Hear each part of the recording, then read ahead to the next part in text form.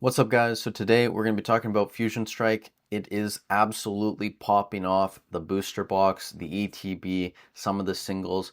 And I said this was going to happen, and I'm not surprised. But at this point, I will say it does seem like Fusion Strike is pulling away from other boxes in Sword and Shield and becoming the number 2 box to invest in, only behind Evolving Skies. So over the weekend, obviously, TCG Player had a 10% off sale, 13% if you're a member, or I shouldn't say off, but you get it back in store credit.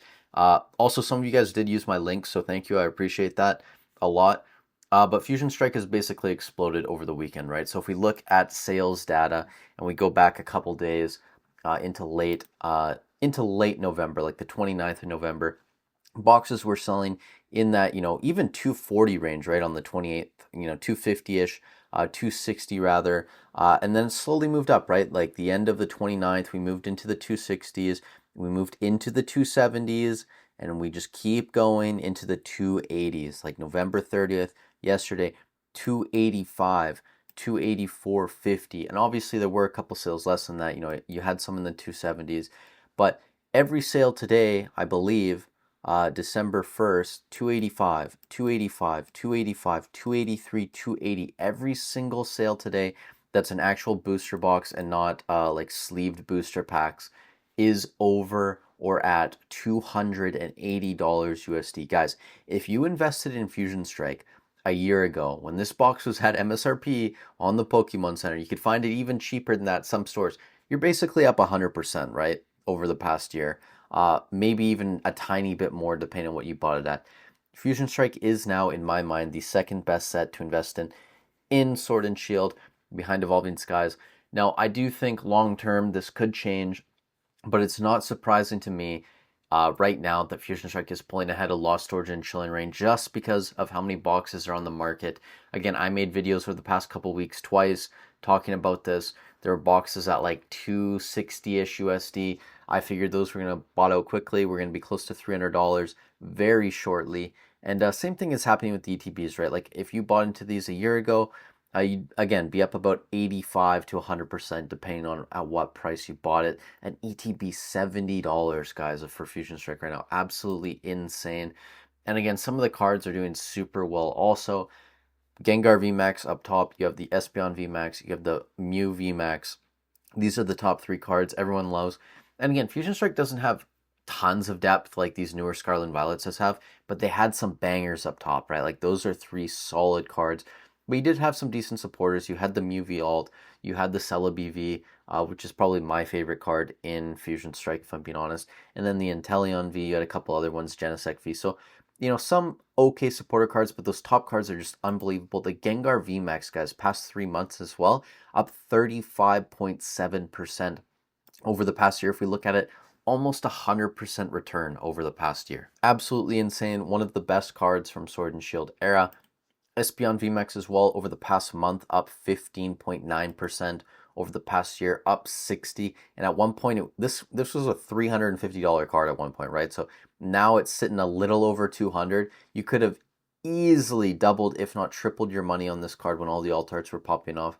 Espeon VMAX, Mew VMAX, not as huge of growth, only up 16.7% on the year over the past 12 months, but this was over $100 at one point. So now sitting around 80, you could have made much more money selling it back when all the alt arts were popping up. But still, Fusion Strike is blowing up. This isn't surprising, and it's only going to be the second of the boxes to go. Chilling Reign will follow, probably after Lost Origin goes as well, and that's going to happen over the next couple months if we continue to see just this pop off and explosion of interest in Pokemon.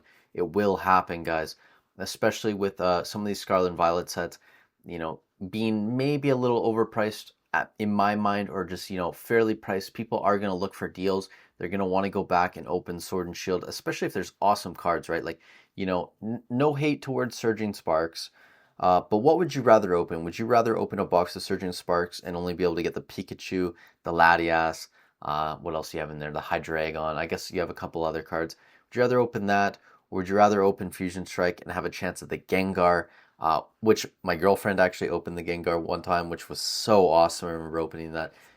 The Mew in there, the Espeon. Like, I just think when it comes down to it, right, You have a ton of fan favorite Pokemon in Fusion Strike, and it's going to be the same thing for these other sets. If people want a Charizard set, maybe they'll go back and buy Brilliant Stars at this point. If they want to chase the Giratina, they're going to have to go for either Crown Zenith or they're going to have to go for Lost Origin. So these Sword and Shield sets are bound to pop off more so, and Fusion Strike is just kind of, ringing the alarms for a lot of people and, telling us like, hey, don't forget about Sword and Shield, right? So that's all I had to say in this video. I'm super happy, that I got my position early in Fusion Strike.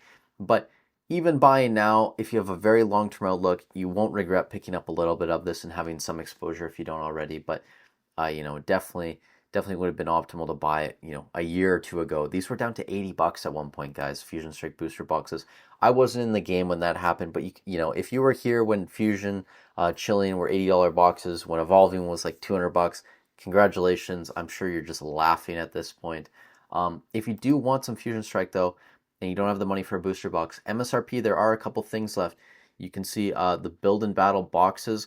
These don't do as well as something like the booster box or the ETB, but you're still going to see decent growth, about 20% year over year, I believe. And considering that these are basically the cheapest you can find now, you may be able to find cheaper if you're in the States. In Canada, buying these at MSRP on the Pokemon Center right now is the cheapest I can find.